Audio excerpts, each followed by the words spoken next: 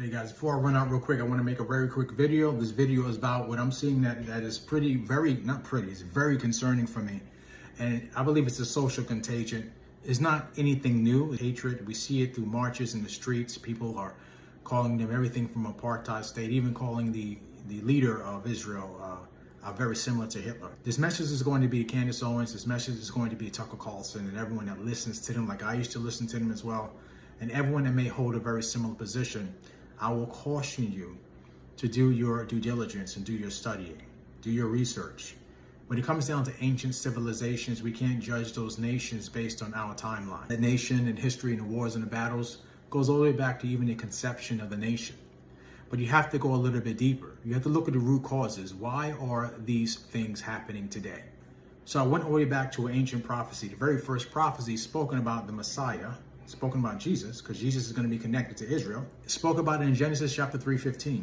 It was immediately after the fall. There was a promise that was declared, and this promise was in the form of a curse. And the promise is that God said to the serpent, because you brought about this deception in the earth and kind of caused mankind to have this condition of sin, God said, I would put enmity between you and the woman, between her seed and your seed.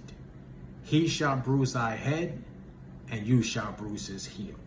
So what does it mean? Starting at the first part of it, 15, God made a promise. He said that he is the one that will put enmity between the woman and the serpent, between the seed of the woman and the seed of the serpent. So who is the seed of the serpent? The seed of the serpent are going to be people that live like the serpent, conduct their ways, that do very similar things that the serpent does. These are considered to be the seed of the serpent. Also, everyone that is outside of the covenant that God has established with Israel through Messiah. Everyone outside of that covenant is part of being the seed of the serpent. Who is the seed of the woman? The seed of the woman, first and foremost, is primarily Jesus, the Messiah. It spoke about that, and the Apostle Paul brings about that revelation when he says that that seed was Isaac.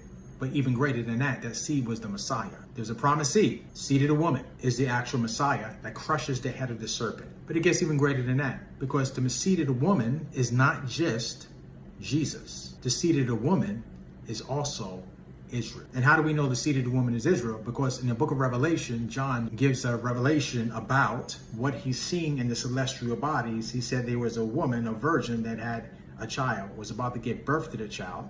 But there's a dragon waiting to consume the child when it came out. Who is the dragon?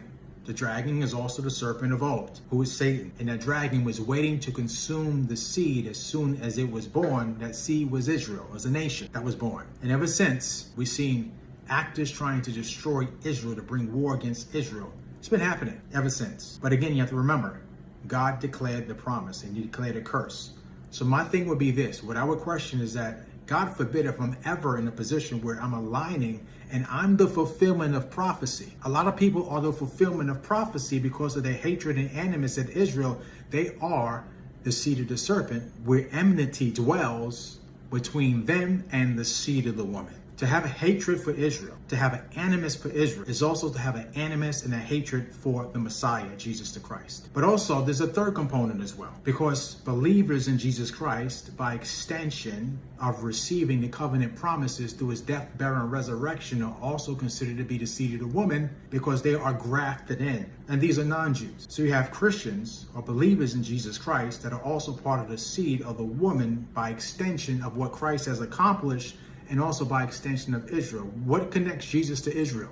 The fact that he comes through the line of Judah. He's the son of David, the son of David. A lot of people don't make these connections. So the reason why I think it's very dangerous, because God makes a promise. He makes a promise. He says, touch not my anointed and do my prophets no harm. As well, that no one shall hurt those that put their trust and faith in the God of Abraham, Isaac, and Jacob. God brings judgment against those that put their hands upon those that he has called and chosen. Whether it be non-Jews, believers in Jesus Christ the Messiah, whether it be Israel, that is considered to be the apple of his eye. Israel is also called God's first born. He has an irrevocable covenant with Israel. This covenant is not because Israel is a righteous nation, what they do, and they're perfect in all of their ways. No, furthest from the truth. This is what a lot of people need to understand. The reason why God has a covenant with Israel because he established that covenant with Abraham. God will bring judgment upon all peoples. Whether you are a Christian believer going to church, he's going to bring judgment. He will declare judgment. He's going to judge all of our works and all of our deeds, especially Israel's. And if you look at history, Israel's probably been a nation that's been chastised by God more than any other nation. Israel rebels against God and God brings judgment. But then he forgives them. Israel rebels against God. They fall into different type of practices. God brings judgment by using another nation to come against them. And then what does he do? He judges that very nation that he brought against them to bring them back into compliance. So be very careful. And I would say this, do your research, do your studying, study ancient prophecy. Because if you look at ancient prophecy, you'll see the result that every single nation that comes against Israel either no longer exists today or will face some sort of retribution in the future. So guys, that's all I gotta say really quickly. I hope this message is something you'll do research for yourself, but also keep in prayer Candace Owens and Tucker Carlson and everyone else. You can tell is something that is a little bit different. I've seen them debate. I've seen them talk about challenging topics before, but I've never seen this level of being unhinged, this emotionally charged responses and hatred. I've never seen this before in them. And for me to understand what God said, I will put enmity between the seed of the serpent and the seed of the woman. It makes a lot of sense. The seed of the serpent's job and function is solely to be an enemy of Israel and try to destroy Israel at all costs.